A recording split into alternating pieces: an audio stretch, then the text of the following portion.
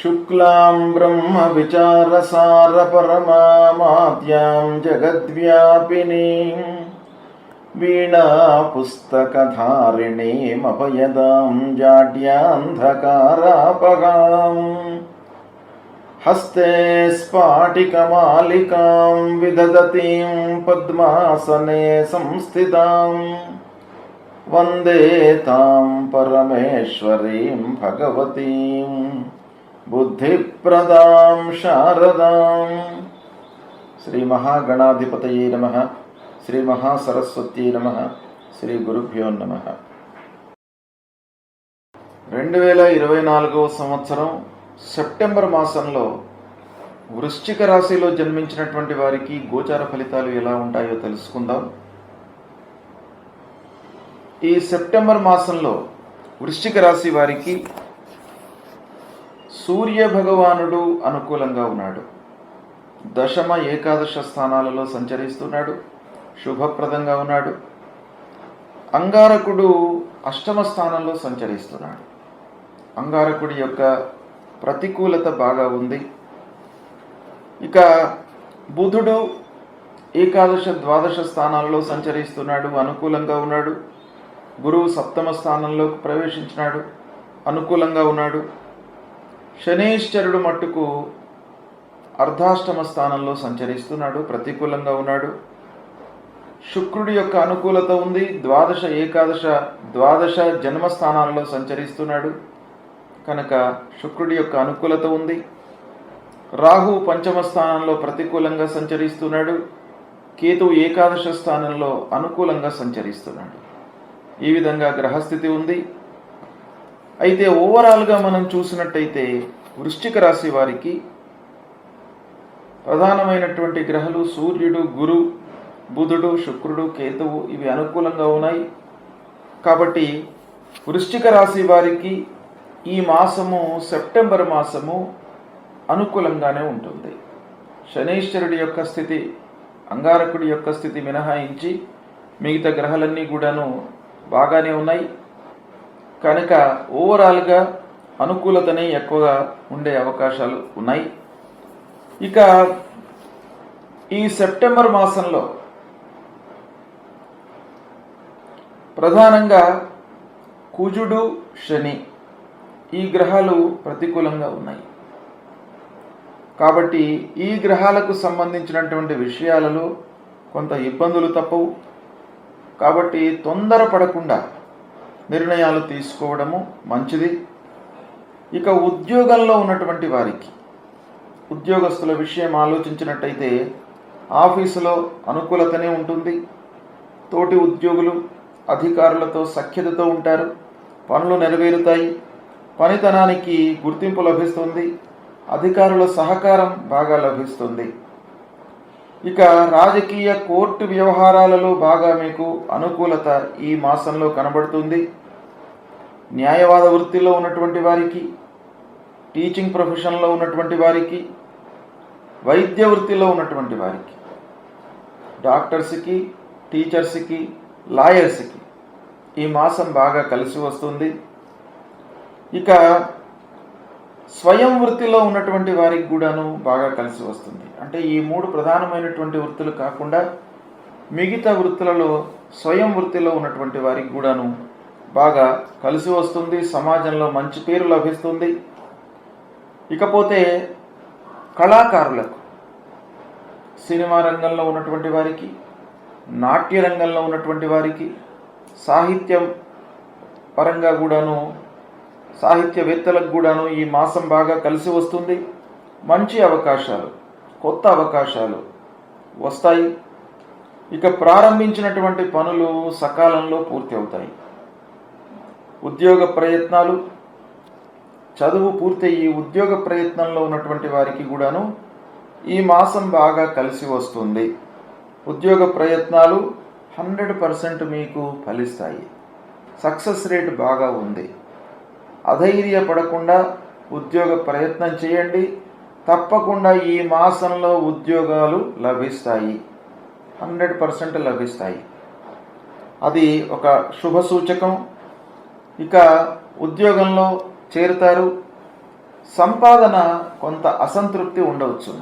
శనీశ్వరుడు అంగారకుడు ప్రతికూలంగా ఉన్నారు కనుక ఫైనాన్స్ మ్యాటర్ లోపల కొంత ఇబ్బందులు ఉన్నాయి. ఆర్థికపరమైనటువంటి సమస్యలు మట్టుకు కనబడుతున్నాయి. అన్నదమ్ములతో వాగ్వివాదాలు, భూముల విషయంలో తగాదాలు, వాహన మూలకంగా రిపేర్లు రావడము ఫ్రీక్వెంట్గా, తద్వారా మీకు ఖర్చులు పెరిగిపోవడము ఇలాంటివి బాగా కనబడుతున్నాయి. అయితే అన్నిటికంటే కూడాను మీకు సంతృప్తిని ఇచ్చేటువంటి విషయం ఏంటంటే మీ పనితనానికి గుర్తింపు లభిస్తుంది. తద్వారా ఆఫీసులో కానివ్వండి, సమాజంలో కానివ్వండి గౌరవ మర్యాదలు లభిస్తాయి. ఇక తీర్థయాత్రలు, విహారయాత్రలు చేసే అవకాశాలు బాగా కనబడుతున్నాయి.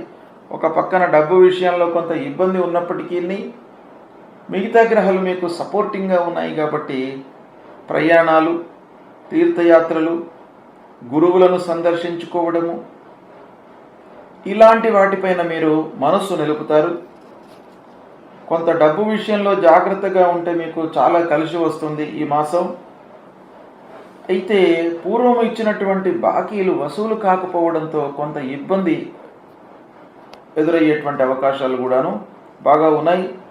ఆర్థిక భారము కనబడుతుంది కనుక పనులు చేసేటప్పుడు, పనులు ప్రారంభించేటప్పుడు ముఖ్యంగా బేరీజ్ వేసుకోండి. ఖర్చులను ఎంతవరకు మనకు ఈ పని మూలకంగా ఖర్చు కావచ్చు అనేటువంటి ఒక అంచనాకు వచ్చిన తర్వాత మీరు ప్రారంభించినట్టయితే కొంత ఇబ్బంది లేకుండా ఉంటుంది. భూముల విషయంలో జాగ్రత్త పడండి. అనవసరమైనటువంటి తగాదాలు ఏర్పడే అవకాశాలు ఉన్నాయి. ఇక ముఖ్యంగా అన్నదమ్ములతో సయోధ్యకై అంటే స్నేహంగా ఉండడానికి, ఆప్యాయతతో ఉండడానికై ప్రయత్నాలు చేయండి. అనవసరమైనటువంటి ఖర్చులను నియంత్రించుకోండి. మిగతావన్నీ కూడాను ఈ మాసంలో మీకు వృశ్చిక రాశిలో జన్మించినటువంటి వారికి బాగా కలిసి వస్తుంది. అన్ని రంగాల్లో ఉన్నటువంటి వారికి కూడాను అనుకూలమైనటువంటి మాసం. రెండు విషయాలలో మీరు ఈ మాసంలో జాగ్రత్త పడాలి. ఒకటి డబ్బు విషయము, రెండవది స్నేహితులు, అన్నదమ్ములు, భూములు, వాహనాలు ఇలాంటి విషయాలలో కొంత జాగ్రత్త పడండి. మిగతా అన్ని రంగాలలో కూడాను మీకు సంతృప్తికరమైనటువంటి ఫలితాలు ఈ మాసంలో ఉంటాయి. అయితే ఈ వృశ్చిక రాశిలో జన్మించినటువంటి వారికి ఈ సెప్టెంబర్ మాసంలో ముఖ్యంగా అంగారకుడు అష్టమ స్థానంలో సంచరిస్తున్నాడు, శనీశ్వరుడు అర్ధాష్టమ స్థానంలో సంచరిస్తున్నాడు. ఈ రెండు ప్రధానమైనటువంటి గ్రహాలు ప్రతికూలంగా ఉన్నాయి కనుక అంగారకుడు అష్టమ స్థానము ప్రతికూలం కనుక సుబ్రహ్మణ్య స్వామి దేవాలయానికి వెళ్ళండి. సుబ్రహ్మణ్య స్వామిని ప్రతినిత్యం కూడాను కొలవండి. మీకు ధైర్యాన్ని ఇస్తాడు. తగాదాలు లేకుండా ఆ పని పూర్తయ్యేటట్టుగా చూస్తాడు. అన్నదమ్ముల మధ్యన సయోధ్య ఉండేటట్టుగా చూస్తాడు. కనుక సుబ్రహ్మణ్య స్వామి యొక్క అనుగ్రహము ఈ మాసంలో మీకు చాలా అవసరము. కనుక సుబ్రహ్మణ్య స్వామి దేవాలయానికి వెళ్ళండి.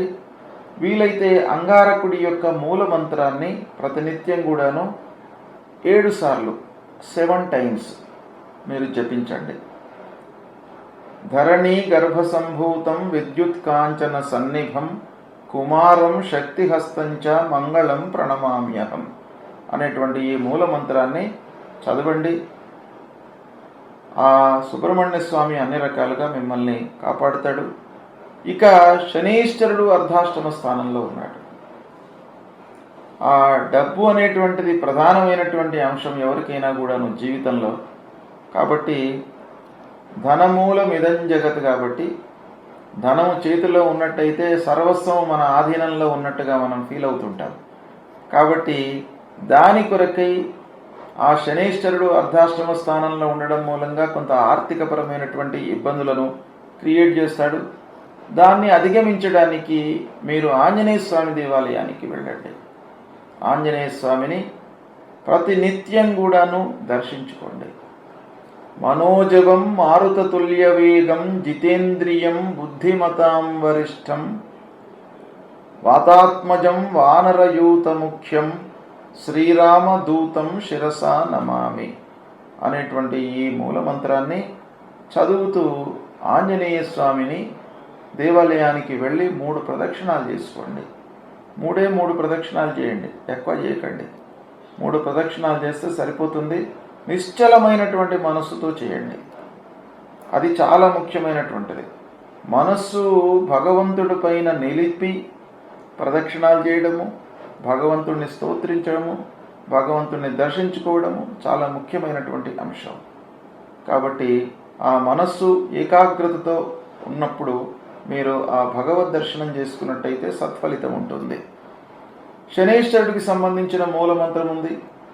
నీలాంజన సమాభాసం రవిపుత్రం యమాగ్రజం ఛాయా మార్తాండ సంభూతం తం నమామి శనైశ్చరం అనేటువంటి మూలమంత్రాన్ని ప్రతినిత్యం కూడాను 19 సార్లు జపించండి.